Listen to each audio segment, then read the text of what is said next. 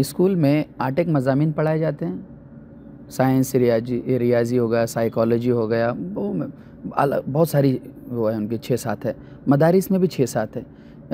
दोनों को अगर मिला दिया जाए 14 या 16 के करीब मज़ामीन बन रहे हैं, किताबें बन रही है, तो एक स्टूडेंट जिसकी कैपेसिटी आज के हिसाब से 6-7 घंटा स्कूल पढ़ रहा है, हम देख रहे हैं जो बाहर का निज़ाम है, और 2-3 घंटे ट्यूशन जा रहा है, फिर आता है मकतब पढ़ने के लिए, तो यहाँ पे तो कंट्रोल नहीं हो रहा। नहीं होता वहाँ कंट्रोल, इसलिए कि मेरे पास ज़ाती तौर पर कुछ बच्चे हैं जो सुबह में मदरसा पढ़ते हैं और स्कूल नहीं जा रहे, वो मेरे ट्यूशन में इंस्टीट्यूट में आ रहे हैं और वो असली तालीम हासिल कर रहे हैं।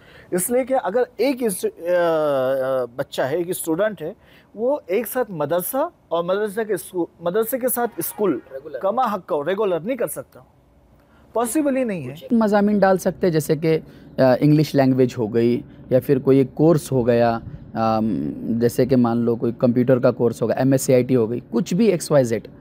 यानी प्रॉपर हम स्कूल की तरह नहीं कर रहे कि मदारिस को चाहिए कि आज के ज़माने के एतबार से इंग्लिश लैंग्वेज को फ़िक्स करवा दे। भाई अरबी लैंग्वेज तुमने फ़िक्स करवा दी, इंग्लिश लैंग्वेज फ़िक्स करा दे। इसी तरह से एक दूसरा कोई कोर्स हो गया कि भाई अगर बच्चा बाहर निकल रहा है तो अपनी बाकी ज़िंदगी जो है सहूलत के साथ उस कोर्स के साथ गुजारे, या फिर अपना प्रोफेशन ख़ुद सेलेक्ट करे। यहाँ पर क्या हो रहा है, एक आलिम दीन बाहर निकल रहा है, एक ही है, या तो मस्जिद जाएगा, या तो मदरसा जाएगा, या तो मकतब पढ़ाकर अपनी ज़िंदगी मुकम्मल करेगा।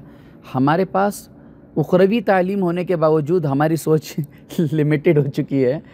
तो इसके ऊपर क्या रोशनी डालें? इसमें यह है माना कि अगर हम दूसरे कोर्स डाल रहे हैं तो फिर वही बात हुई, ना इधर के ना उधर के।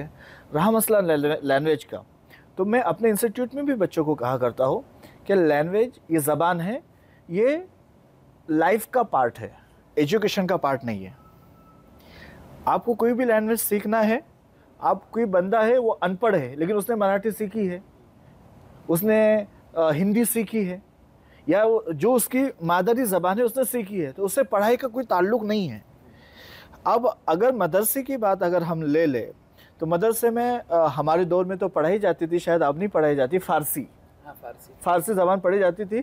जबकि बहुत सारे लोगों को पता ही नहीं है कि हिंदुस्तान की 700 साल राष्ट्रीय लैंग्वेज फ़ारसी रह चुकी है, लेकिन अब उसका कोई असर है नहीं। तो ऐसी लैंग्वेज जिसका कोई अब ज़रूरत नहीं है, ऐसे लैंग्वेज को बंद कर ऐसे ज़बानें पढ़ानी चाहिए जिसको पढ़कर हमारे बच्चे आगे जाए और तरक्की करें। ये ज़िंदगी का हिस्सा है, तालीम का नहीं। और सिर्फ एक नहीं, मेरा ये मानना है और मैं बच्चों को ये बात कहा करता हूँ कि एक बच्चे को 5 लैंग्वेज आना चाहिए, 2 नेशनल, 3 इंटरनेशनल। जी, इंटरनेशनल लैंग्वेज पर हमारी पकड़ होनी चाहिए। तो ये आपका बहुत अच्छा मुद्दा है कि मदारिस में इंग्लिश, और सिर्फ इंग्लिश क्यों, इंग्लिश के साथ इंटरनेशनल और लैंग्वेज पढ़ाना चाहिए, लेकिन सिर्फ लैंग्वेज।